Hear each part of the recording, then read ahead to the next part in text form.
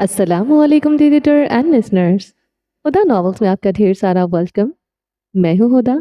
आप लोगों के लिए न्यू नॉवल लेकर आई हूं जिसका नाम है महरूमा, जिसकी राइटर है सारा इमरान। तो जनाब, इस नॉवल की रिक्वेस्ट मुझे मेरी प्यारी सी सब्सक्राइबर ने की थी जिसका नाम है रोजीना नूर। तो उन्होंने मुझे कहा था कि आप या मैंने आप लोगों की आपकी वॉइस में जो है वो ये नॉवल नरेट करना है, सुनना है। तो मुझे थोड़ा सा टाइम लग गया नॉवल रिकॉर्ड करने में, पोस्ट करने में, तो उसके लिए थोड़ी सी माजरत। आप लोग जो है वो मुझे कमेंट बॉक्स में बताया करें कि आप लोगों को कौन-कौन से नॉवल रीड करने हैं, क्या सुनने हैं, तो फिर मैं आप लोगों के लिए इंशाल्लाह वो नॉवेल्स लेकर आऊँगी। राइटर की परमिशन से नॉवल पोस्ट हो रहा है। राइटर की इंस्टाग्राम की आईडी जो है वो डिस्क्रिप्शन बॉक्स में पिन कर दी जाएगी। इसके अलावा अगर आपने अभी तक मेरे इस चैनल को सब्सक्राइब नहीं किया तो जल्दी से भी सब्सक्राइब कर दें, लाइक एंड शेयर करें और अपनी राय कमेंट बॉक्स में लाज़मी दें। तो चलिए स्टार्ट करते हैं। इंतसाब। रिश्तों के नाम जिन्होंने अपनी पूरी जिंदगी में जिस पर एतबार किया, आखिर में उन्होंने ही इनके एतबार का कत्ल किया। पेशे लफ्ज़। महरूमा को लिखे जाने का मकसद औरतों के हकूक से शुरू हुआ था, मगर इस कहानी में बहुत सी चीज़ें खुद से जुड़ती गईं। ये कहानी ख़ानदानी ताल्लुक़ लिए भी थी लिखी थी, जहां आपको ये पता चलेगा कि रिश्तों में हदूद रखना क्यों ज़रूरी होता है। इस कहानी के किरदार सुरमई हैं, ऐसे सुरमई किरदार जो बिल्कुल हम आम इंसानों की तरह हैं। आपको कहीं इन किरदारों से मोहब्बत हो गई तो कहीं नफरत, क्योंकि ये किरदार मुकम्मल नहीं है। इसलिए आपने इन किरदारों की बुराइयों से सबक सीखना है और अच्छाइयों को अपनाना है। मैं ये नहीं कहती ये कहानी आपको बहुत कुछ सिखाएगी, नहीं, ये महज इंटरटेनमेंट भी हो सकता है। इसलिए इस कहानी को फिक्शनल की तरह पढ़ा जाए तो बेहतर रहेगा। इस कहानी को लिखते वक्त जो मैंने सीखा है वो इसमें शामिल किया है। मेरे लिए महरूमा हमेशा ख़ास रहेगी, क्योंकि इसमें मैंने इन औरतों और लोगों की ज़िंदगियों को बयां किया है जो सही चीज़ें गलत तरीके से कर बैठते हैं, लेकिन फिर वो अपनी इन्हीं गलतियों को ठीक भी करते हैं। ये कहानी मेरे दिल के इसलिए भी करीब है क्योंकि मैंने इनमें रिश्तों का जिक्र किया है जिनके बगैर शायद हमारी ज़िंदगी कहीं ना कहीं अधूरी लगती है। बाब अव्वल। मलिका और बादशाह मैं ही हूँ।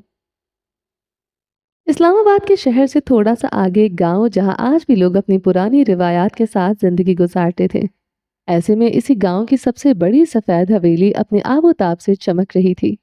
हवेली के अंदर का मंजर देखो तो हर चीज दूसरी चीज से महंगी और कीमती लगे। मुलाजिम हर जगह अपने कामों में लगे थे। यहाँ के मुलाजमों की इतनी ही इज्जत की जाती थी जितनी घर के वकीलों की जाती थी।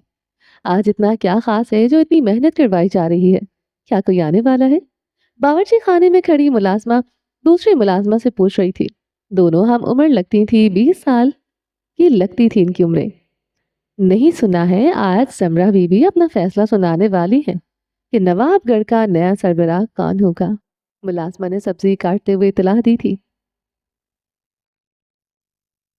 सुल्तान हवेली का आलीशान कमरा काफी खूबसूरत था।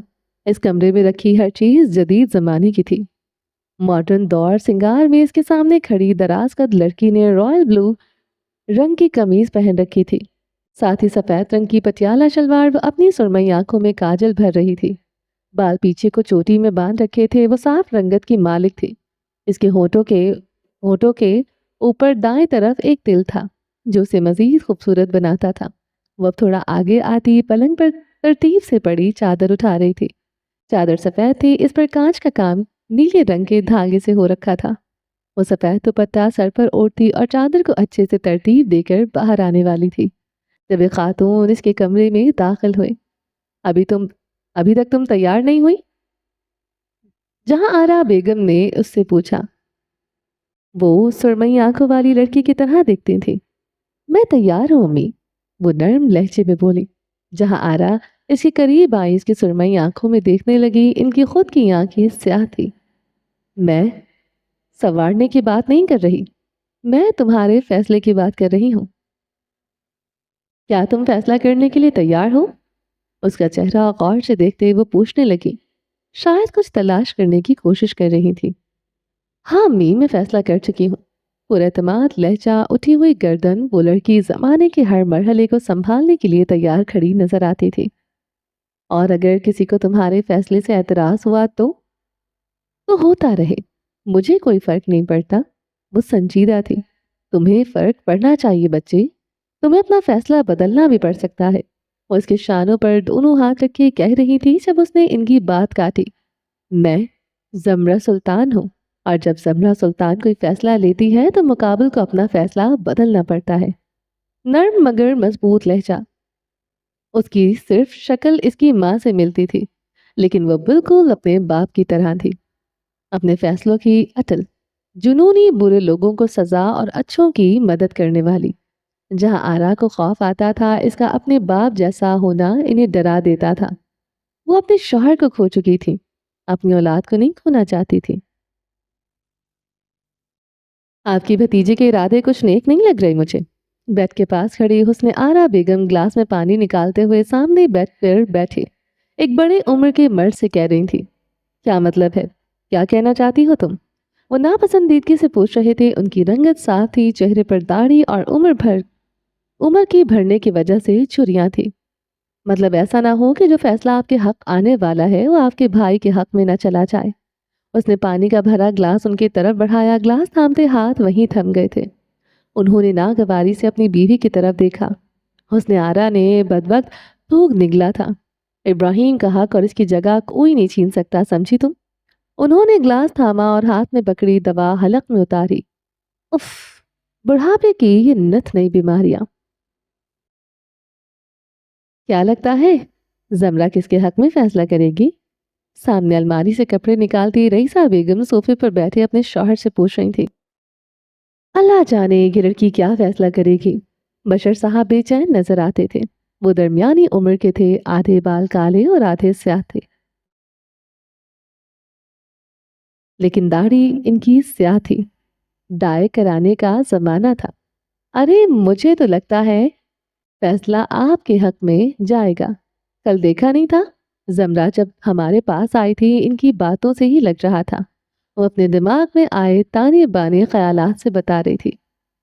نہیں، مجھے تو لگتا ہے وہ بھائی جان کے حق میں فیصلہ کرے گی، کیونکہ وہ بڑے بھی ہیں اور زمران کی لاڈلی بھی ہے۔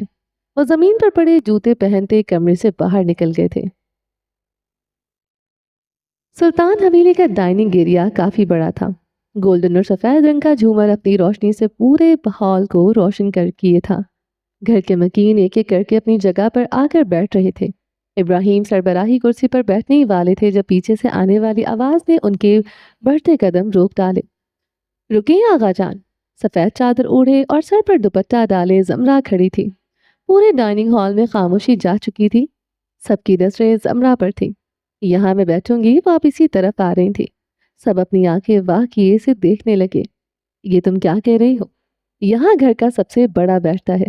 جب تمہارے باپ نے ابراہیم سے ان کا تخت نہیں چھینا تو تم کون ہوتی ہو ان کو جگہ سے ہٹانے والی؟ حسن آرا غصے سے بولی۔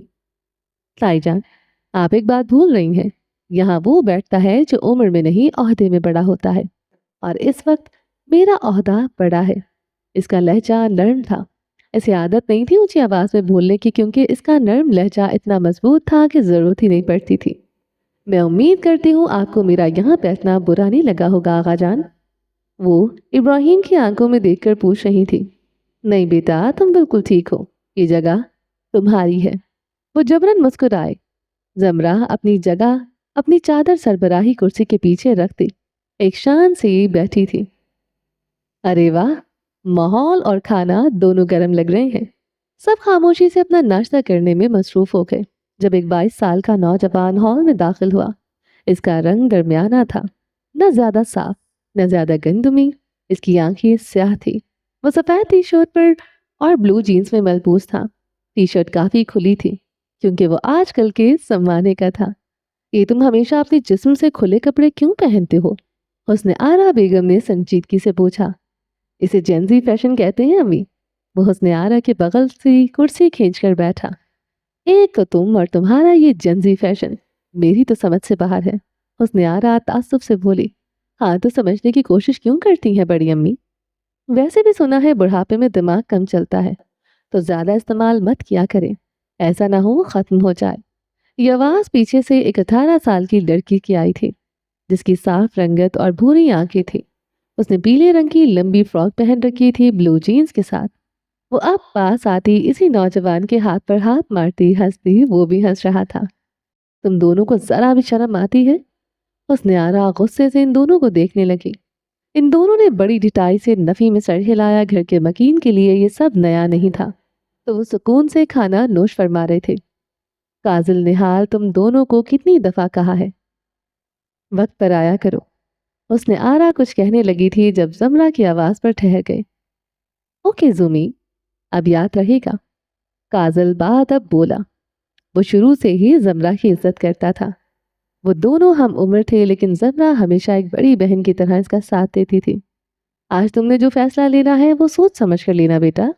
ابراہیم کھانے سے ہاتھ روکتے زمرہ سے مخاطب ہوئے۔ بالکل آغا جان، آپ کو مجھ پر بھروسہ ہے نا؟ میں جو بھی فیصلہ لوں گی وہ صحیح ہوگا۔ ابراہیم، ان کی آنکھوں میں معصومیت جبکہ مسکراہٹ سے گہرا راز نظر آ رہا تھا۔ وہ انسان کو پرکھ لیتے تھے۔ دھوپ میں تھوڑی بال سفید کیے تھے۔ آج پورا گاؤں حویلی کے پیچھے والے میدان میں جمع تھا۔ ہر جگہ لوگ اپنی ٹولیاں بنائے گفتگو میں مصروف تھے کہ ایک دم پورے میدان میں سکوت چھا گیا تھا۔ حاکم نواب کا خاندان آ رہا تھا۔ سب کی نظریں انہی پر جم گئی۔ سلام بی بی، پورے گاؤں والوں کی آواز زمرہ نے محض سر کو خم دیا تھا۔ آج میں یہاں اس لیے موجود ہوں کیونکہ میرے سر ایک ذمہ داری ہے جو آپ کے سرپنچ یعنی میرے بابا نے دی تھی۔ میں آج اس گاؤں کا نیا سربراہ کون ہوگا اسی کا اعلان کرنے آئی ہوں۔ بااعتماد لہجہ اٹھی ہوئی گردن کے ساتھ وہ بول رہی تھی۔ اس لیے آپ سب کا زیادہ وقت نہ لیتے ہوئے اب میں آپ کو اپنا فیصلہ سنا دیتی ہوں۔ اس گاؤں اور حویلی کی نئی سربراہ۔ اس نے گہری سانس ہوا میں خارج کی۔ وہیں حاکم نواب کے بیٹوں کی بھی سانس رک گئی تھی۔ زمرہ سلطان ہے، یعنی کہ میں۔ چند لمحے میدان میں سناٹا چھا گیا تھا۔ ابراہیم اور بشر کو لگا انہوں نے کچھ غلط سن لیا ہو۔ آپ؟ پاس کھڑے گاؤں کے کسی مرد نے پوچھا تھا۔ جی میں سلطان حاکم کی بیٹی زمرہ سلطان ہے آپ کی نئی سربراہ۔ وہ اب بھی ویسے ہی بولی، مضبوط لہجہ۔ ایک عورت ہم مردوں کے معاملے سنبھالے گی، لعنت ہے پھر ہم پر۔ دیکھیں بیوی، ہم آپ کی بہت عزت کرتے ہیں لیکن معذرت آپ اس فیصلے سے ہم رضامند نہیں ہیں۔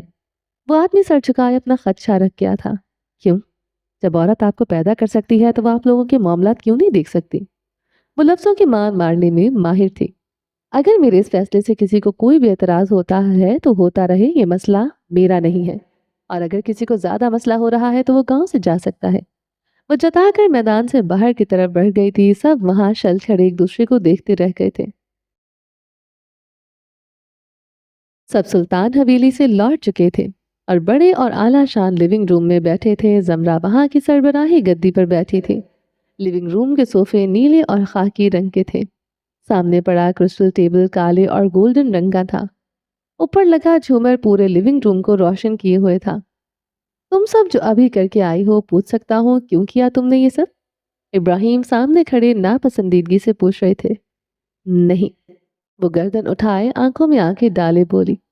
آپ مجھ سے نہیں پوچھ سکتے آغا جان، یہ فیصلہ میں نے لینا تھا جو میں لے چکی ہوں۔ اس کی آنکھوں میں کوئی ڈر کوئی پچھتاوا نہیں تھا۔ تمہارا دماغ تو درست ہے لڑکی، گھر کا سربراہ یا تو وارث بنتا ہے یا پھر اس گھر کے خاندان کا کوئی مرد جو اس کا اپنا خون ہو۔ اس نے آرا غصے سے بولی۔ گھر کا وارث؟ آپ ایک بات بھول رہی ہیں بڑی امی، بابا کی اکلوتی وارث میں ہوں۔ اس نے ان کی یاد دہانی کروائی۔ ہاں لیکن تم بیٹی ہو، بیٹا نہیں۔ اس بار گفتگو میں بشر صاحب بولے تھے۔ اس سے کیا فرق پڑتا ہے چچا جان؟ اس کی آواز ہلکی تھی۔ بہت فرق پڑتا ہے۔ مرد اور عورت کبھی برابر نہیں ہو سکتے۔ کوئی دیکھ کر بتا سکتا تھا کہ بشر حاکم پی ایچ ڈی پاس تھے؟ وہی عورت ذات کو خود سے کمتر سمجھنے والی سوچ۔ بالکل، مرد اور عورت کبھی برابر نہیں ہو سکتے کیونکہ عورت کا درجہ بہت بلند ہے۔ میں بھی نہیں مانتی کہ مرد عورت کی برابری کر سکتا ہے۔ بشر صاحب بہت کچھ کہنا چاہتے تھے جب زمرہ نے پھر ان کی بات کاٹی تھی۔ اور ویسے بھی یہ سب میرے بابا کا ہے، بھولے مت جب میرے بابا کو آپ دونوں کی سب سے زیادہ ضرورت تھی تب آپ لوگ ملک سے باہر چلے گئے تھے۔ کسی کو اپنی پڑھائی مکمل کرنی تھی تو کسی کو اپنے بچوں کو اچھی پرورش دینی تھی۔ الفاظ کسی کوڑے کے مانند لگے تھے۔ یہاں کھڑے ہر شخص کو یقین ہی نہیں آیا تھا کہ وہ یہی زمرہ تھے جس میں آج ایک ہرنی کی جگہ شیرنی نظر آ رہی تھی، جو شکار بننے کی جگہ شکار تھی، شکار کرتی ہے۔ تم نے ہمیں وہ تانا دیا جو پچھلے اتنے سالوں میں تمہارے باپ نے بھی نہیں دیا تھا۔ آغا جان کی آنکھوں میں تعجب درایا تھا۔ مجھے مجبور کیا گیا ہے آغا جان، ورنہ میں نہ تو بھول چکی تھی۔ اس نے آخر کار سر چھٹکا۔ میرے فیصلے سے جس کو اعتراض ہے وہ جا سکتا ہے۔ میں پہلے بھی بتا چکی ہوں، میں اپنا فیصلہ نہیں بدلوں گی۔ وہ لیونگ روم سے جا چکی تھی جہاں آرا نے اسے روحانسی ہو کر جاتے دیکھا۔ سنبھال لو اپنی بیٹی کو جہاں آرا، مردوں کا مقابلہ کرنے چلی ہے۔ اس نے آرا اب ان سے مخاطب تھی، جہاں آرا نے رخ موڑ کر انہیں دیکھا۔ میری بیٹی کو میں نے اور اس کے باپ نے خود سنبھلنا سکھایا ہے۔ آپ سب کو اس کی فکر کرنے کی ضرورت نہیں ہے۔ اس نے آرا پیر پٹکتی رہ گئی تھی۔ بنا جواب دیے وہ وہاں سے نکل گئی تھی۔ باقی سب بھی ایک ایک کر کے چلے گئے، جہاں آرا اب اکیلی صوفے پر بیٹھی گہری سوچ میں جا چکی تھی۔ ڈر، خوف، بے چینی، یہ سب ان کی سوچ کا حصہ تھے۔ اسلام آباد 6 اسٹار ہوٹل کے کمرے میں کھڑا وہ شخص سگریٹ کے گہرے گہرے کش لیتا دکھائی دے رہا تھا۔ اس کی نظریں سامنے کھڑی کھڑکی پر جمی تھی۔ سامنے کھڑکی سے دکھائی دیتا منظر کافی دلکش تھا۔ اس شخص کی بھوری آنکھیں تھی جو اس وقت لال ہو رہی تھی، مانو کافی راتوں کو جگا ہوا ہو۔ سیاہ ڈریس شرٹ پہنے، سامنے دو بٹن کھلے چھوڑے ہوئے تھے، جیسے اسے سانس لینے میں مسئلہ ہو رہا ہو۔ اس کی رنگت سفید تھی، چہرے پر رکھی ہلکی داڑھی اور مونچھ سے دلکش بنانے میں کوئی کسر نہیں چھوڑ رہی تھی۔ وہ گہرے گہرے کش لیتا اس حسین منظر کو دیکھ رہا تھا جب بیڈ پر پڑا اس کا فون رنگ ہوا۔ اس نے بدمزہ ہو کر بیڈ سے فون اٹھایا اور فون کی اسکرین میں لکھے نام کو دیکھ کر تو پہلے سے بھی زیادہ اس کے چہرے کے زاویے بگڑے تھے۔ اس نے گہری سانس ہوا میں خارج کی اور فون کان سے لگایا۔ ہلو ممی، کیسی ہیں آپ؟ اس کی بھاری آواز اور خوبصورت تھی۔ کہاں ہو تم؟ سفید حویلی کے کمرے میں بیٹھی حسن آرا فون کان سے لگائے پوچھ رہی تھی۔ آفس میں مصروف ہوں، آپ بولیں کیا ہوا؟ وہ بیڈ کے پاس پڑے صوفے پر بیٹھا بول رہا تھا۔ اس کا لہجہ نرم تھا، تاثر سنجیدہ اور بیزار سے۔ ہونا کیا ہے؟ تمہاری کزن نے تمہارے بابا کو دھوکہ دیا ہے۔ اس نے آرا کا بس نہیں چل رہا تھا کہ وہ زمرہ کی گردن ہی مروڑ دے۔ جس طرح وہ اپنی ہر بات سر اٹھا کر مضبوط لہجے میں بولتی تھی، انہیں یہ بالکل گوارا نہیں تھا۔ کیا کر دیا میری کزن نے؟ وہ ہلکا سا مسکرا دیا۔ ارے یہ پوچھو کیا نہیں کیا؟ اس نے تمہارے بابا کی جگہ لے لی ہے۔ سامنے سے کوئی جواب نہیں آیا۔ اس شخص نے بس کرب سے آنکھیں بند کر لی۔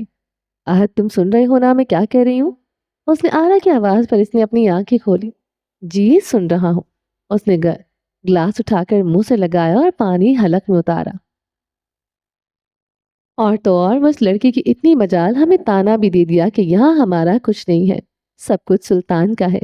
آہت نے کچھ بولا نہیں تو حسن آرا نے اپنی بات جاری رکھی۔ ہاں نہیں ہے، آپ لوگ وہاں تب گئے تھے جب سلطان چچا گاؤں کے سرپنچ بن چکے تھے۔ یہ سب آپ نے اپنی لالچ میں کیا تھا۔ وہ نہیں بولتا تھا، لیکن جب بھی بولتا تھا تو اس کی باتیں سامنے والے کو آئینہ دکھانے کا کام کرتی تھی۔ تمہاری تو مجھے سمجھ ہی نہیں آتی۔ وہ اتنی نفرت کرتی ہے تم سے، لیکن پھر بھی تم اسے ٹھیک کہہ رہے ہو۔ ایک لمحے کے لیے اس کے چہرے کے تاثرات بدل گئے، لیکن وہ پھر سنبھل کر بولا، میں بھی اس سے کوئی محبت نہیں کرتا، بس حق بات کرتا ہوں اور یہاں وہ حق پر ہے۔ اس نے چند الوداعی کلمات کہتے کال کاٹ دی۔ میرے لیے یہ بھی اعزاز کی بات ہے کہ زمرہ سلطان مجھ سے نفرت کرتی ہے۔ وہ خود سے بڑبڑاتا ہلکا سا مسکرا دیا تھا۔ آسمان پر جب سیاہ پڑا تو سفید حویلی روشنی سے جگمگا اٹھی تھی۔ ایسے میں گھر کے سب مکین ڈائننگ ہال میں موجود کھانا کھانے میں مصروف نظر آ رہے تھے۔ زمرہ، گاؤں والوں کو تمہارے فیصلے سے اعتراض ہے، تمہیں اپنا فیصلہ بدلنا ہوگا۔ کھانے کے درمیان ابراہیم سپاٹ انداز میں بولے، پورے گاؤں کو مسئلہ ہو یا پوری دنیا کو، میں، اس نے انگلی سے سینے پر دستک دی، میں اپنا فیصلہ نہیں بدلوں گی۔ وہ ابراہیم کی آنکھوں میں آنکھیں ڈالے ان سے گویا ہوئی، ہر بار ہم تمہاری بات نہیں مان سکتے زمرہ۔ اس بار تمہیں، بات مکمل ہونے سے پہلے ہی زمرہ نے ان کی بات کاٹی۔ آپ سب ایک بات یاد کر لیجئے، یہ سلطنت میری ہے، یہاں کے ملکہ بھی میں ہوں اور بادشاہ بھی میں ہوں۔ وہ اب کھڑی ہو گئی تھی۔ اس نے میز پر ہاتھ رکھتے ہوئے سب کو ایک نظر دیکھا، پھر بولی، یہاں وہی ہوگا جو میں چاہوں گی، اور جو میرے حکم کو رد کرے گا وہ اس حویلی اور اس گاؤں دونوں سے روانہ ہوگا۔ وہ ایک سنجیدہ نظر اب سب پر ڈالتی وہاں سے جانے لگی تھی جب حسن آرا کی آواز اس کے کانوں سے ٹکرائی تھی۔ تم یہ سب اس لیے کر رہی ہو نا کیونکہ ذہن نے تمہیں ٹھکرا دیا؟ زمرہ کے قدم وہیں تھم گئے مانو زمین نے اسے جکڑ لیا ہو۔ دل زوروں سے دھڑک رہا تھا اس نے بمشکل خود کے زخمی تاثر سنجیدہ کیے اور پلٹی۔ میں کسی کا بدلہ نہیں لے رہی، میں یہ سب اپنے گاؤں کی عورتوں کے لیے کر رہی ہوں۔ اس نے آنکھیں لال ہونے لگی تھی، وہ پلٹ گئی تھی۔ اس کا رخ اب اپنے کمرے کی طرف تھا جہاں آرا نے تکلیف سے اسے جاتے دیکھا تھا۔ اس کے قدم تیز ہو رہے تھے، لب کپ کپانے لگے تھے۔ وہ بار بار اپنا ہاتھ اپنے چہرے پر پھیر رہی تھی، خود کو نارمل کرنے کی کوشش، لیکن ناکام۔ کمرے کا دروازہ ایک جھٹکے سے کھول کر وہ اندر داخل ہوئی اور دروازہ بند کرتے وہ بیڈ کی طرف بڑھی۔ اپنے کانپتے ہاتھوں سے اس نے گلاس اٹھایا ہی تھا کہ گلاس اس کے ہاتھ سے چھوٹ گیا۔ کانچ کا گلاس ٹوٹ کر کرچی کرچی ہوا تھا، بالکل اس کے دل کی طرح۔ اس نے بے بسی سے زمین پر پڑے کانچ کے ٹکڑوں کو دیکھا۔ کسی زندہ لاش کی طرح وہ زمین پر بیٹھی اندھیر کمرے میں صرف چاند کی آتی روشنی تھی۔ وہ بے آواز آنسو بہاتی ان ٹکڑوں کو دیکھ رہی تھی، سارے زخم جیسے ایک ساتھ تازہ ہو گئے تھے۔ دل بوچھل ہو رہا تھا، آنکھیں بھاری ہو رہی تھی۔ کیوں ہوتی ہے دنیا اتنی ظالم؟ سب چھین کر بھی ان کے ظلم ختم کیوں نہیں ہوتے؟ اس نے خود کو بڑبڑاتے سنا۔ آخر کیوں؟ وہ چلائی تھی۔ ایک دم وہ زور زور سے زمین پر ہاتھ مارے بلک بلک کر رونے لگی۔ وہ چیخ رہی تھی بے بسی سے۔ اس کے جیسی بس ہو چکی تھی۔ وہ جیسے ہر چیز سے ہاری ہوئی لگ رہی تھی۔ وہ اس زمرہ سے بہت مختلف لگ رہی تھی۔ جو شیرنی تھی یہ تو کوئی بے بس محبت کی ماری لگ رہی تھی۔ وہ روتے روتے تھک چکی تھی تو وہیں ٹوٹے ٹکڑوں کے پاس لیٹ گئی۔ اس کی آنکھیں بند ہو رہی تھی، دماغ کچھ بھی سوچنے سمجھنے سے عاری ہو رہا تھا۔ چاند کی پڑتی روشنی اس کے گیلے چہرے کو واضح کر رہی تھی۔ کمرہ نیم روشن تھا، صرف لیمپ کی بتی جل رہی تھی۔ جہاں آرا بیڈ پر بیٹھی سلطان کی تصویر ہاتھوں میں لیے رو رہی تھی۔ اتنی دور چلے گئے مجھے اور اپنی شیرنی کو چھوڑ کر، وہ اس تصویر کو دیکھ کر دکھ سے کہہ رہی تھی۔ وہ اب ویسی زمرہ ہی نہیں تھی، نہ جانے اسے کیا ہو گیا ہے، وہ بالکل بدل چکی ہے۔ جس کی زبان پر بابا سے زیادہ آغا جان رہتا تھا، آج وہ اسی آغا جان کو ان کی حدود یاد دلا رہی تھی۔ اس نے آرا سمجھنے کی کوشش کر رہی تھی کہ آخر زمرہ میں اتنا بدلاؤ آیا کیوں۔ وہ آپ کی وہ زمرہ نہیں ہے سلطان، وہ ایک گھائل شیرنی بن چکی ہے۔ ان کی آنکھوں میں خوف درایا تھا، اور گھائل شیرنی بہت خطرناک ہوتی ہے سلطان، بہت خطرناک۔ وہ بہت ڈری ہوئی معلوم ہو رہی تھی۔ تم کہاں جا رہی ہو؟ جہاں آرا اس کے کمرے میں داخل ہوئی تو اسے لال جوڑے اور کالی چادر میں تیار دیکھ کر پوچھنے لگی۔ آج میں پنچایت میں جا رہی ہوں، وہ مصروف انداز میں بولی۔ اسے واقعی دیر ہو رہی تھی۔ وہ اپنا کڑھائی والا پرس اٹھائے نکلنے والی تھی جہاں آرا نے اسے شانوں سے پکڑ کر اس کا رخ اپنی طرف کیا۔ وہ اس کے چہرے کو دیکھ کر زخمی سا مسکرائی۔ زمرہ نے بے اختیار نظریں چرائی تھیں۔ نظریں مت چراؤ زومی، میں تمہاری لال اور سوجی آنکھیں دیکھ چکی ہوں۔ زمرہ نے بڑے آرام سے نظر اٹھا کر اپنی ماں کو دیکھا جو اسے یاسین سے دیکھ رہی تھی۔ یہ تو اس لیے ہے کیونکہ کل رات دیر سے سوئی تھی، آدھی رات تک فلم دیکھ رہی تھی۔ اس نے مسکرانے کی کوشش کی۔ فلم دیکھی ہے تم نے، لیکن اپنے ماضی کی۔ اف، سچ اتنا کڑوا کیوں ہوا کرتا تھا؟ زمرہ کے گلے میں گلتی ابھر کر محتوم ہوئی تھی۔ نہیں امی، اب زمرہ اس فلم کا ڈی این کرے گی، ریپیٹ نہیں دیکھے گی، وہ کہتی کمرے سے نکل گئی۔ جہاں آرا ٹھنڈی آہ بھر کر رہ گئی تھی۔ کاش وہ زمرہ کی اتنی اچھی دوست بن پاتی جتنی وہ اپنے باپ کی تھی۔ وہ اس وقت حویلی کے پچھلی طرف بڑے تخت پر بیٹھی سامنے دری پر بیٹھی عورتوں کے مسئلے سن رہی تھی۔ سلام سلطانی، ایک 30 سال کی عورت اس کے سامنے بیٹھی بولی۔ بی بی، میرے شوہر کی اس سال نوکری چلی گئی، گھر میں مشکل سے 2 وقت کی روٹی آ پاتی ہے، اگر آپ اس کی نوکری کے سلسلے میں کچھ مدد کر دیتی تو۔ اس عورت کی آنکھوں میں ایک امید تھی۔ میں آغا جان سے بات کروں گی، تم فکر مت کرو۔ زمرہ اپنے سے جڑے لوگوں کی امید کبھی نہیں توڑا کرتی۔ آپ کا بہت شکریہ سلطانی، وہ عورت مسکرا کر بولی، اور اپنے گاؤں والوں کے چہرے کی اس مسکان کے لیے زمرہ کچھ بھی کر سکتی تھی۔ زمرہ کے پاس ابھی کوئی دوسری عورت آتی جب زمرہ کی نظر پیچھے بیٹھی ایک لڑکی پر پڑی جو سر چکائے بیٹھی تھی۔ تم وہاں کیوں بیٹھی ہو؟ ادھر آؤ، زمرہ نے بہت نرمی سے اسے پکارا۔ اس لڑکی نے سر اٹھا کر زمرہ کی طرف دیکھا اور اس کا چہرہ دیکھتے ہی دیکھتے زمرہ کی آنکھوں میں بے یقینی سی در آئی۔ زمرہ چند لمحے سے یوں ہی تکتی رہی، پھر نرمی سے اپنی باہیں پھیلا کر اسے اپنی طرف آنے کا اشارہ کیا۔ وہ لڑکی بنا سوچے سمجھے بھاگ کر اس کی طرف آئی اور اس سے لپٹ گئی تھی۔ चंद लम्हे यूं ही बीत गए, फिर जमरा ने बहुत नरमी से इसे खुद से अलग किया। इसकी आंखों से आंसू पहुंचे और इसके लिए नीचे बैठ गई। अब बताओ, क्या हुआ है? किसने मारा है? नर्म और फिक्रमंद लहजा। जमरा बाजी, क्या हमारे सगे माँ बाप को यह हक है कि वो हमें हमारी हर छोटी बड़ी गलती पर मार सके? उसकी आंखों में ढेरों शिकवे थे। नहीं, बिल्कुल भी नहीं। जब हम पर हमारा सबसे ज्यादा हक होते हुए भी हम खुद को नुकसान नहीं पहुंचा सकते, तो सगे माँ बाप का तो सवाल ही पैदा नहीं होता। वो नरमी से बोलने लगी तो लड़की चुप करके सिर्फ इसे सुनने लगी। अल्लाह ने हमारे माँ बाप को हमारी परवरिश का हुक्म दिया है, हमें तकलीफ देने का नहीं। हम सब अल्लाह की बनाई गई मखलूक हैं और अल्लाह को ये बिल्कुल पसंद नहीं है कि इसके बंदे को कोई ज़रा सी भी तकलीफ है, और इनकी तो बिल्कुल भी नहीं जो मासूम और साफ दिल के हों। वो बोलते बोलते रुकी और साथ खड़ी मुलाजमा को फर्स्ट एड लाने को कहा। हमारे माशरे की यही तो जहालियत है। इनको लगता है कि औलाद को पैदा किया तो इसके साथ कुछ भी कर सकते हैं, इस बात से अनजान कि ये कितना बड़ा गुनाह है। इसने फर्स्ट एड किट से एक ट्यूब निकाली और इसके माथे के जख्म पर लगाने लगी।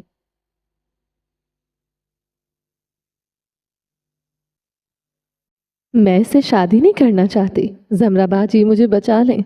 वो गोया मिन्नत करने लगी थी। जमरा ने इसकी आंखों में देखा जहां खौफ वासे था। तुम यहाँ इसके लिए आई हो ताकि मैं तुम्हारे हक में लड़ सकूं? इसने इसकी आंखों में आंखें डाले सवाल किया। इस 16 साल लड़की ने इस बात में सर हिलाया। मैं तुम्हारे लिए तब तक नहीं लड़ सकती रिमशा, जब तक तुम खुद अपने लिए आवाज उठाना नहीं सीख जाती। रिमशा ने ना समझी से इसकी तरफ देखा। कोई आपके लिए तब तक नहीं लड़ सकता जब तक आप अपने लिए खुद लड़ना ना सीख लें, गलत को गलत कहना सीख लें, अपने हक के लिए बोलना सीख लें, ना कहना सीख लें। वो एक लम्हे के लिए रुकी।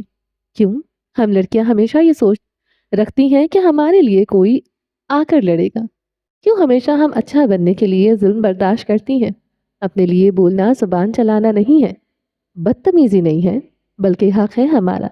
इसने फर्स्ट एड का ढक्कन बंद कर दिया। It's better to be a beach then बेचारी। उसकी आंखों में आंखें डाले इससे गोया हुई थी।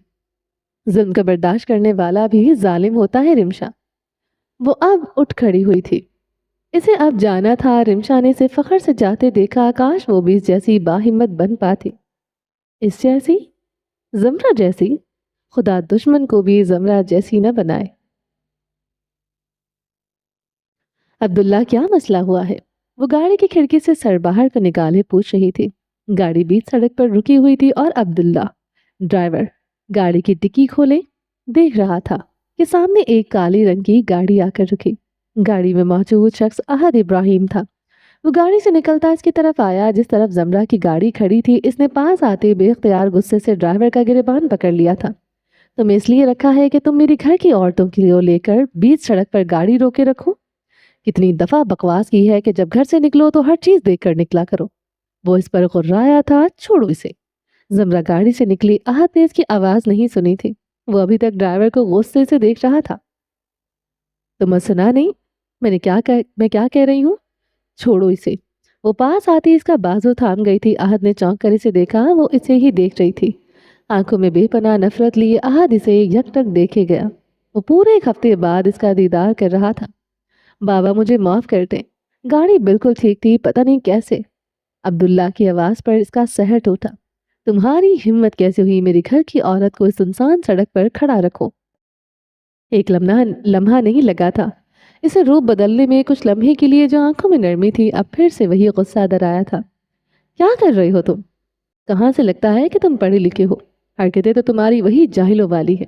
जमरा बार बार इसका बाजू पकड़े छुड़वाने की कोशिश कर रही थी मगर नाकाम। तुम्हें वाकई लगता है तुम अपने नाजुक हाथों से मेरे मजबूत हाथ इसके गिरेबान से हटा सकती हो? वो तंज कर रहा था। बिल्कुल हटा सकती हूँ, लेकिन अपने नाजुक हाथों से नहीं। बल्कि जमरा जुमला अधूरा छोड़ती आहत के बाजू पर झुकी। वो अपने दांतों का दबाव उसके मजबूत बाजू पर डाला। आहत ने बेख्तियार अपने लब दांतों में दबाए अपनी कराह रोकी थी। जंगली बिल्ली, छोड़ मेरा बाजू।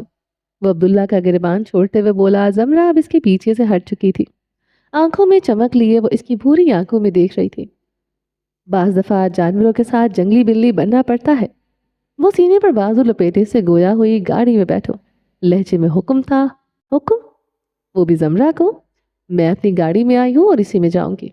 وہ کہتی اپنی سفید گاڑی کے دروازہ کھولنے کی والی تھی کہ عہد نے اپنا ہاتھ دروازے پر رکھ دیا۔ میں نے کہا نا گاڑی میں بیٹھو۔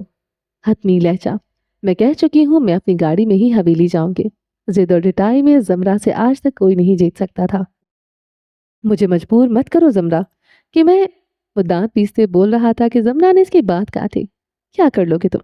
کرو، میں بھی دیکھنا چاہتی ہوں تم کیا کر سکتے ہو۔ لفظوں میں چیلنج تھا۔ تمہیں کبھی نرمی راز کیوں نہیں آتی ہے؟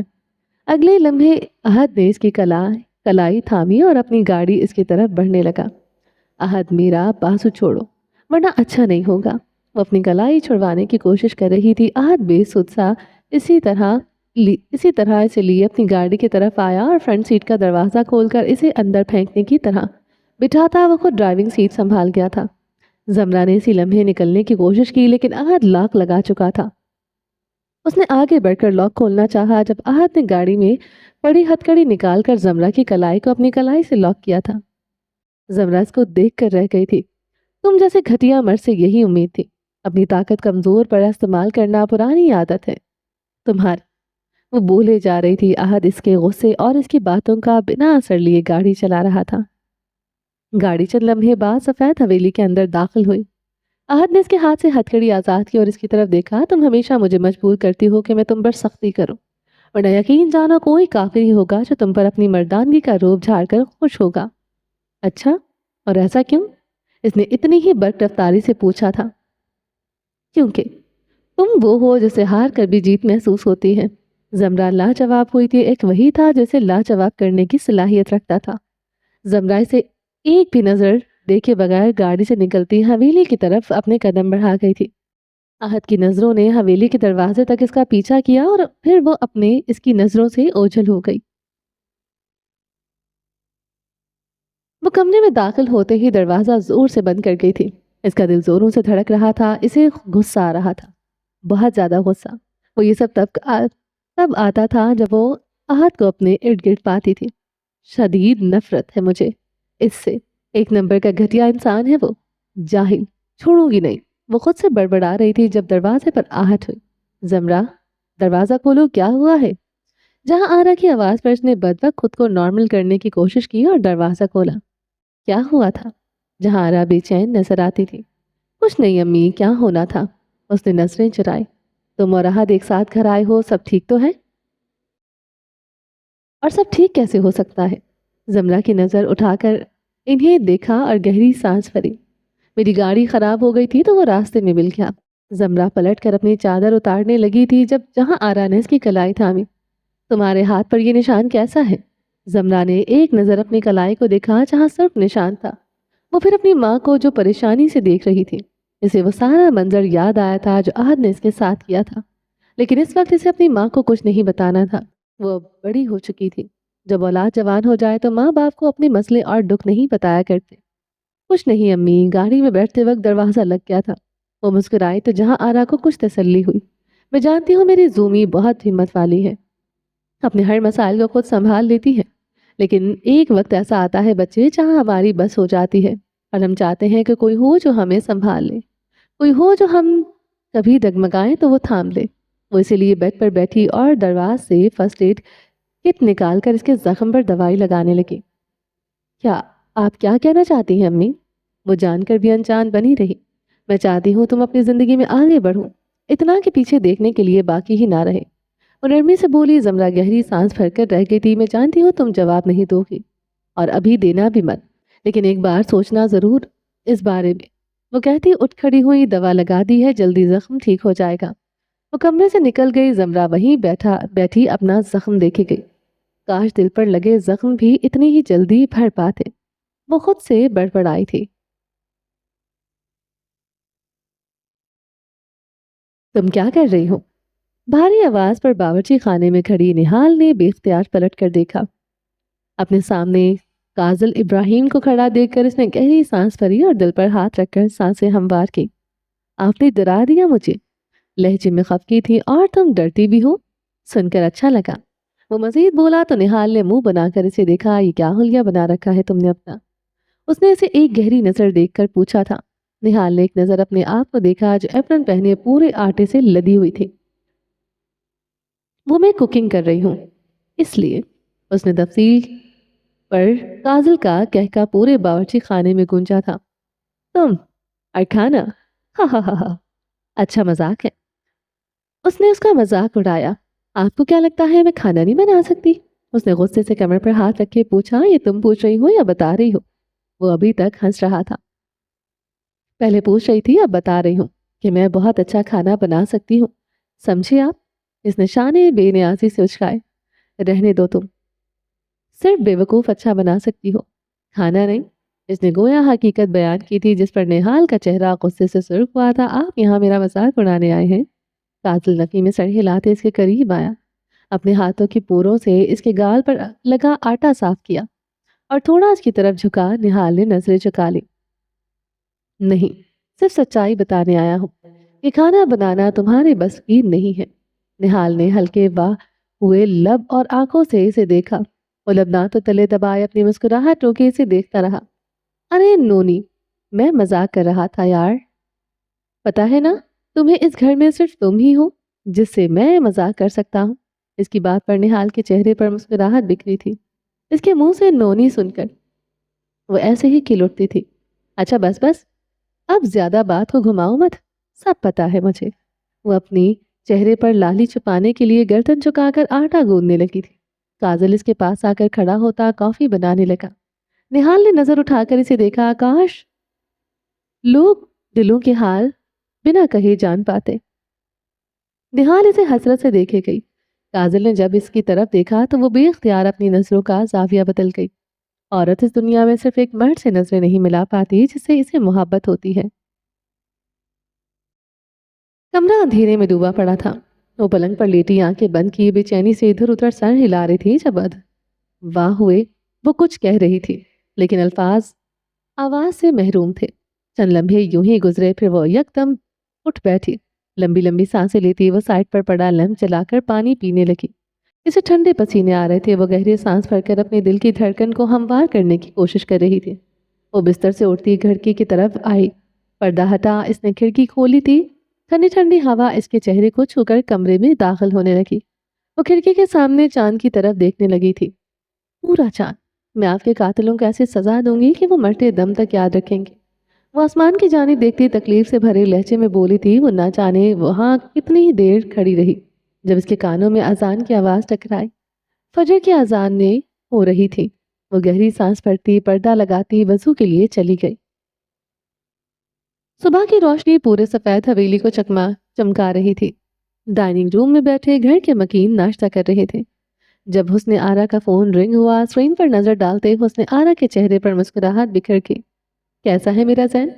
حسن آرا کے منہ سے نام سنتے ہی زمرہ کے کھانے کھاتے ہاتھ تھمے۔ شاید دل بھی، یہ وہ شخص تھا جس کے نام سے ہی اس کا دل دھڑکا کرتا تھا۔ میں تمہیں بہت یاد کرتی ہوں زین، حسن آرا کہتی اٹھ کر باہر کی طرف چلی گئی۔ اب ان کی کال 1 گھنٹے چلنی تھی۔ السلام علیکم۔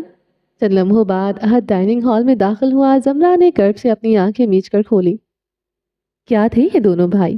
ایک کی موجودگی سے نفرت تھی تو دوسرے کی محرومی سے۔ امی کہاں ہے؟ کیٹل سے چائے نکالتے اس نے سرسری سا پوچھا۔ زین کا فون آیا تھا تو اس نے بات کرنے گئی ہے، ابراہیم نے جواب دیا۔ احد نے بے اختیار نظر زمر پر ڈالی جو سپاٹ چہرہ لیے چائے پی رہی تھی۔ کیا کہہ رہا ہے؟ کب آ رہا ہے زین؟ ایک مزید سرسری سا سوال۔ اب کیا فائدہ ہوگا اس نے آنے یا نہ آنے کا؟ ابراہیم سر چھٹکا۔ وہ شرمندہ تھے۔ کیا مطلب کیا فائدہ ہوگا؟ مجھے لگتا ہے اب زمرہ اور زین کی شادی کرا دینی چاہیے۔ یکدم پورے ڈائننگ ہال میں خاموشی چھا گئی تھی۔ تمہارا دماغ تو درست ہے، برخودار کیا بھول رہے ہو؟ ابراہیم ناگواری سے گویا ہوئے زمرہ ضبط کا گھونٹ پیتی بیٹھی رہی۔ کیا مطلب ہے بابا؟ میں نے ایسا کیا غلط کہہ دیا ہے؟ احد ہر چیز سے لا علم نظر آتا تھا۔ کیا تمہیں تمہارے بھائی نے نہیں بتایا کہ وہ مجھ سے منگنی توڑ چکا ہے؟ زمرہ تلخ مسکراہٹ کے ساتھ بولی۔ احد نے بے یقینی سے اس کی طرف دیکھا۔ زین ایسا کیسے کر سکتا ہے؟ اس کی آنکھوں میں اب تک بے یقینی تھی۔ زمرہ تلخی سے ہنسی دی۔ تمہارا ہی خون ہے، ویسا نہیں کرے گا تو اور کون کر سکتا ہے؟ سر ڈانکے اس پر جمائے وہ بولی تھی۔ احد کے دل کو بے اختیار کچھ ہوا۔ وہ ایک استضاحیہ نظر ڈالتی سر جھٹک کر وہاں سے چلی گئی۔ بابا، زین نے منگنی توڑ دی اور آپ چپ چاپ دیکھتے رہے۔ کیوں؟ زمرہ کے جانے کے بعد وہ ابراہیم کی طرف مڑا جو اٹھنے والے تھے، لیکن اس کے سوال پر ٹھہر گئے۔ اسی بات کا تو رونا ہے، پورے خاندان میں کہیں منہ دکھانے کے قابل نہیں چھوڑا تھا۔ ابراہیم بگڑے تاثر لیے بولے، گویا اس کو پیدا کر کے پچھتا رہے ہوں، اس کو ایسا نہیں کرنا چاہیے تھا۔ احد افسوس سے کہتا اٹھ کھڑا ہوا اور ڈائننگ ہال سے نکل گیا۔ کمرے کا دروازہ دھڑام سے کھول کر اندر داخل ہوئی، چادر نوچنے کی طرح اتار کر زمین پر پھینکتے وہ گہرے گہرے سانس لینے لگی۔ آج اسے پھر سے وہ سب یاد آیا تھا، بھولی تو وہ پہلی بھی نہیں تھی، لیکن اس طرح جب بھی یاد آتا تھا تو تو دل کرتا تھا ان یادوں کو جلا کر راکھ کرتے۔ کاش جیسے ہم لوگوں کی اچھائیاں بھول جاتے ہیں، ان کا برا بھی بھول سکتے۔ تم نے جو کیا ہے میں تمہیں اس لیے کبھی معاف نہیں کروں گی۔ اس کی آنکھیں درد اور غصے کی شدت سے لال ہو رہی تھی۔ اس نے چند گہرے سانس لیے اور خود کو نارمل کیا۔ اسے کمزور نہیں پڑنا تھا۔ شام گہری ہوئی تو سب اپنے کمرے سے نکل کر باہر لان میں آ بیٹھے۔ یہ سب کے ساتھ بیٹھ کر چائے پیتے پیتے گپ شپ کا وقت تھا، لیکن زمرہ اس سے 20 فٹ کی دوری پر بندوق لیے کھڑی سامنے ایک ہدف پر نشانہ سادھے ہوئے تھی۔ چند لمحے بعد گولی چلنے کی آواز آئی تو سب اس کی طرف متوجہ ہوئے۔ نشانہ اپنی جگہ پر لگا تھا۔ کمال ہے زومی، اتنا پکا نشانہ کیسے؟ کاجل چائے کا کپ تھامے اس کے قریب آتا متاثر کن انداز میں پوچھ رہا تھا، جب دشمن پیٹ پیچھے وار کرنے والوں میں سے ہو تو اپنا نشانہ پکا رکھنا پڑتا ہے۔ وہ ہلکی سی مسکراہٹ سے گویا ہوئی۔ کاجل نے آئیبرو اٹھا کر دانت دینے والے انداز میں اسے دیکھا۔ اب ملازمہ کو اپنی بندوق پکڑا کر اس کی طرف بڑھا گئی تھی جہاں سب بیٹھے تھے۔ آج تم پنچایت پر گئی تھی کیا بنا؟ آغا جان چائے کا گھونٹ پھڑتے پوچھنے لگے۔ کچھ خاص نہیں، زمینداروں کے کچھ مسئلے تھے، میں نے کاجل کو کہہ دیا ہے، وہ سنبھال لے گا۔ زمرہ لاپرواہی سے بولی۔ وہ بیزار لگتی تھی سب کی موجودگی سے۔ اچھا، اگر میرا کوئی مشورہ؟ نہیں چاہیے، میں سب سنبھال لوں گی، تھینک یو۔ اس نے آغا جان کا جملہ پورا ہونے سے پہلے ہی ان کی بات کاٹی اور اٹھ کھڑی ہوئی۔ سب نے شرمندگی سے نظریں نیچے کر لی۔ آغا جان کی بات کاٹنے کی جرات آج پہلی بار کسی نے کی تھی۔ یہ بات ناقابل قبول تھی۔ وہ انہیں بنا دیکھے وہاں سے گزرنے ہی لگی کہ سامنے آتے شخص پر نظر پڑی۔ بوجھل آنکھوں میں یکدم نفرت در آئی۔ اس کے قدم اب تیز ہو چکے تھے۔ بھوری آنکھوں والے مرد نے بغور اس کے سرمئی آنکھوں میں نفرت دیکھی تھی۔ دونوں ایک دوسرے کو دیکھتے ہوئے گزرے تھے۔ کتنا مشکل تھا اس کی موجودگی کو برداشت کرنا۔ وہ چھت پر کھڑی احساس سے آری آنکھیں پورے چاند پر جمائے ہوئے تھی، کسی گہری سوچ میں ڈوبی ہوئی تھی۔ سلطان حویلی آج پورے غباروں پھول پتیوں سے جگمگا رہی تھی۔ ہر جگہ ملازمین کاموں میں مصروف نظر آتے تھے۔ حویلی کی لاڈلی زمرہ سلطان کی سالگرہ تھی۔ آج وہ پوری 18 سال کی ہونے والی تھی۔ ہر سال اس کی سالگرہ اس طرح دھوم دھام سے منائی جاتی تھی، لیکن آج خوشی دگنی تھی۔ آج اس کی اور زین کی منگنی تھی۔ وہ اور زین ایک دوسرے کو پسند کرتے تھے۔ وہ آئینے کے سامنے دونوں ہاتھوں میں جوڑے پکڑے پریشان سی کھڑی تھی۔ اس کے ایک ہاتھ میں سفید اور دوسرے ہاتھ میں ہلکے سبز رنگ کے جوڑے تھے۔ تم ابھی تک یہیں کھڑی ہو؟ نیچے مہمان آنا شروع بھی ہو گئے ہیں۔ جہاں راز کے کمرے میں داخل ہوتی بولی، امی آپ ہی بتائیں میں کون سا پہنوں؟ مجھے تو کچھ سمجھ نہیں آ رہا۔ وہ اکتاہٹ سے بولی تھی، مجھے لگتا ہے تمہیں سفید والا پہننا چاہیے۔ پیچھے سے کسی مرد کی آواز پر وہ پلٹی تھی۔ اس شخص کو دیکھتے ہی اس کے چہرے پر مسکراہٹ بکھر گئی۔ وہ بنا کچھ بولے مسکراتے ڈریسنگ روم کی طرف بڑھ گئی۔ چند لمحے بعد جب وہ ڈریسنگ روم سے نکلی تو جہاں آرا کمرے میں موجود نہیں تھی۔ سفید کامدار جوڑا پہنے، لمبے سیاہ بال پیچھے کو کھولے، وہ اس شخص کے سامنے کھڑی تھی جس کے ساتھ اس نے اپنی ساری زندگی گزارنی تھی۔ سفید رنگ تم پر کتنا جچتا ہے زومی، کالی آنکھیں اس پر جمائے وہ کہہ رہا تھا۔ ویسے آپ کی اطلاع کے لیے عرض ہے کہ زمرہ سلطان پر ہر رنگ جچتا ہے۔ وہ اپنی سرمئی آنکھیں گھما کر بولی تو وہ مسکرا دیا۔ Happy birthday future wife. Thank you, اس نے مسکرا کر جواب دیا۔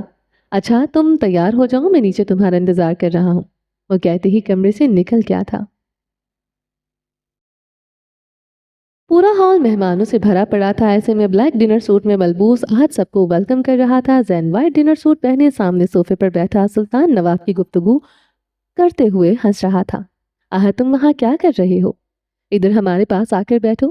سلطان صاحب کی آواز پر وہ سر کو خم دیتا ان کی طرف قدم بڑھانے ہی والا تھا کہ اس کے قدم تھم گئے۔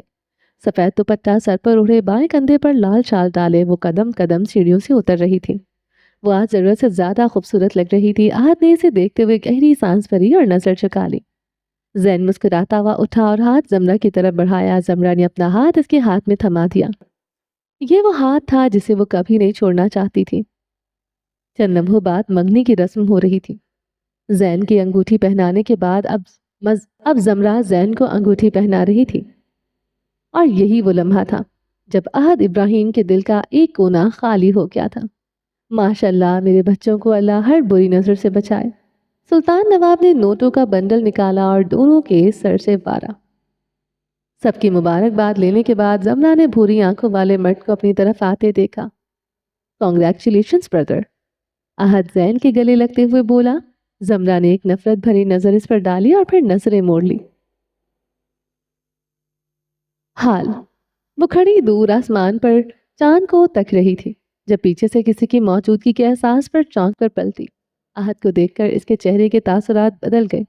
پھر کسی احساس کے تحت اس نے اپنے کندھے پر ہاتھ رکھا۔ اس کے کندھے پر شال تھی۔ بہت ٹھنڈ ہے، تمہیں اسے چھت پر نہیں آنا چاہیے، وہ عام سے لہجے میں بولا۔ مجھے کب کیا کرنا چاہیے یہ تمہیں مجھے بتانے کی ضرورت نہیں ہے، سمجھے تم؟